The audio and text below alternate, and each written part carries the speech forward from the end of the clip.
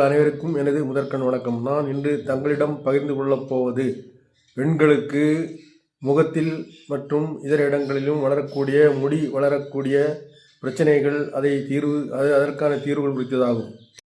பெண்களுக்கு முகத்தில் தேவையற்ற முடி வளர்தல் பெரும்பாலும் ஹார்மோன் சமநிலையின்மை, அதிக ஆண்ட்ரோஜன் அல்லது மரபணு காரணங்களால் ஏற்படுகிறது.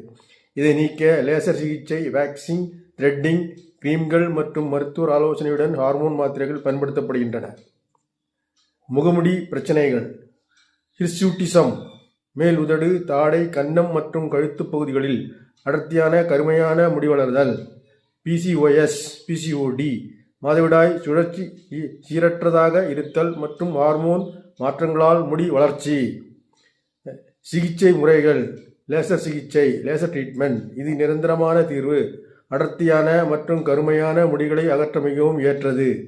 வேக்சிங் மற்றும் த்ரெட்டிங், தற்காலிகமான முடி நீக்க முறைகள்.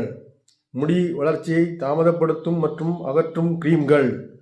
மருத்துவ சிகிச்சை: பிசிஓஎஸ் இருந்தால் மகளிர் நல மருத்துவர் அல்லது தோல் மருத்துவர் டெர்மட்டாலஜிஸ்ட் பரிந்துரையுடன் பிறப்பு கட்டுப்பாடு மாத்திரைகள், ஓரல் கான்ட்ரசெப்டிவ்ஸ் பில்ஸ் அல்லது ஆன்டி ஆண்ட்ரோஜன் மருந்துகள். இயற்கை தீர்வுகள்: கடலை மாவு, மஞ்சள், தயிர் போன்றவற்றை முகத்தில் தடவி மசாஜ் செய்வது.